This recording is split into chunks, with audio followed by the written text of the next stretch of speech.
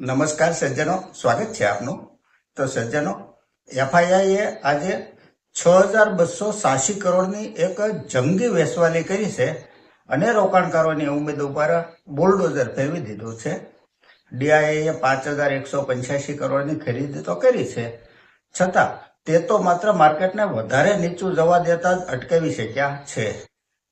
જો માર્કેટ થોડું gap up open થયું હોત અને ત્યાં સસ્ટેન થયું હોત તો એક ઉમેદ ટકી રહે રોકાણકારોની, પરંતુ માર્કેટને ગેપ ડાઉન ઓપન કરી રોકાણકારોને નારાજ કર્યા છે। આજે નિફ્ટી આઈટી તથા નિફ્ટી મેટલમાં સૌથી વધારે ઘટાડો રહ્યો છે। હવે આજની ચર્ચામાં જો આપણે આગળ વધીએ તો સૌથી પહેલી કંપની છે BSE limited, Bombay stock exchange. આ કંપની મુંબઈમાં દલાલ સ્ટ્રીટમાં એક ભારતીય સ્ટોક એક્સચેન્જ છે। કંપની ઇક્વિટી, મુદ્રા, ઋણ ઉપકરણ, ડેરિવેટિવ તથા મ્યુચ્યુઅલ ફંડમાં ટ્રેડિંગ માટે બજારની એક સુવિધા પૂરી પાડે છે અને કંપની સ્ટોક માર્કેટમાં લિસ્ટેડ પણ છે। કંપની લે વેચનું પ્લેટફોર્મ પૂરું પાડે છે, એક એક્સચેન્જ છે, જેવી રીતે કૃષિ મંડી હોય તેવી રીતે, અને આ એક્સચેન્જ થકી જે લે વેચ થાય તેમાં કંપનીનું એક ચોક્કસ નિયત કરેલું કમિશન હોય છે, જે મુખ્યત્વે તેમની આવક હોય છે।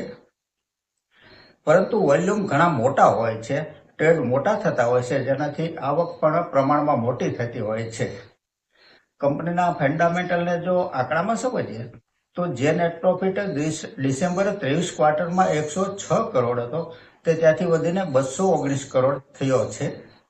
છેલ્લા 3 વર્ષનો કમ્પાઉન્ડિંગ પ્રોફિટ ગ્રોથ 36% છે। સેલ્સ ગ્રોથ CAGR 3 વર્ષનો 36% છે। ઓપરેટિંગ પ્રોફિટ માર્જિન 35% છે। સ્ટોક પ્રાઇસ CAGR 3 વર્ષનો 105% છે, 5 વર્ષનો 102% છે અને 1 વર્ષનો 146% છે। આ કંપનીએ રોકાણકારોને છેલ્લા 5 વર્ષમાં કન્સિસ્ટન્ટ રિટર્ન આપ્યું છે। 2020માં આ સ્ટોક ડબલ ડિજિટમાં પણ ટ્રેડ કરતો હતો। માર્કેટ કેપ 75,936 કરોડની છે। સ્ટોક પ્રાઇસ 5,709 રૂપિયા છે। હાઈ 6,133 રૂપિયાનો છે। પી રેશિયો 81 છે। આરઓસી 20% છે। આરઓઈ 15% છે। રિઝર્વ કંપની પાસે 3,781 કરોડનું છે, તો સામે બોરોવિંગ 0 છે।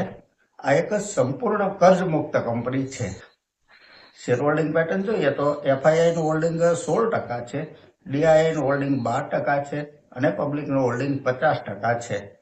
પ્રમોટર હોલ્ડિંગ નથી, અધર ઇન્વેસ્ટર 21.90% છે। આવી કોઈ કંપની છે માર્કેટમાં જેમાં પ્રમોટરનું હોલ્ડિંગ નથી હોતું। ઉદાહરણ તરીકે જોઈએ તો કમ્પ્યુટર એજ મેનેજમેન્ટ એટલે કે CAMS, ICICI bank, ITC limited વગેરે આના ઉદાહરણો છે।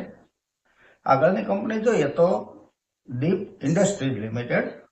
કંપની ગેસ તથા તેલના ફિલ્ડમાં કામ કરે છે। ડ્રિલિંગ, વર્કઓવર તથા ગેસનું નિર્જલીકરણ કરવામાં માહિર છે આ કંપની। ગેસની પાઇપલાઇન બિછાવવી વગેરે કામ પણ આ કંપની કરે છે। સેલ્સ પ્રોફિટ જોઈએ તો ડિસેમ્બર 23માં જે સેલ્સ 105 કરોડ હતું તે ત્યાંથી વધીને 155 કરોડ થયું છે। નેટ પ્રોફિટ 28 કરોડથી વધી 48 કરોડ થયો છે। Year to year net profit જોઈએ તો 2021માં 65 કરોડ ત્યાંથી 72 કરોડ 125 કરોડ થઈ 165 કરોડ થયો છે। પ્રોફિટનો ગ્રાફ સતત અપટ્રેન્ડમાં છે। છેલ્લા 3 વર્ષનો કમ્પાઉન્ડિંગ પ્રોફિટ ગ્રોથ 26% છે। સેલ્સ ગ્રોથ CAGR 3 વર્ષનો 30% છે અને સ્ટોક પ્રાઇસ CAGR 3 વર્ષનો 76% છે। 1 વર્ષનો 101% છે CAGR। બોરોવિંગ 184 કરોડ છે, તો રિઝર્વ કંપની પાસે 1,472 કરોડ છે। માર્કેટ કેપ 3,192 કરોડની છે। આ એક સ્મોલ કેપ કંપની છે। સ્ટોક પ્રાઇસ 499 રૂપિયા છે। 52 વીક લો 229 છે અને 52 વીક હાઈ 624 રૂપિયા છે। પી રેશિયો 20 છે।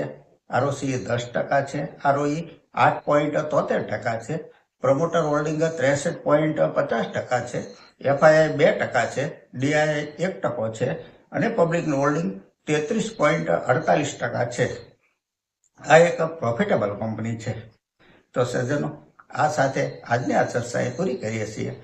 જો આપને ચર્ચા પસંદ આવી હોય તો લાઈક અને સબસ્ક્રાઇબ કરવા વિનંતી કરું છું. નમસ્કાર.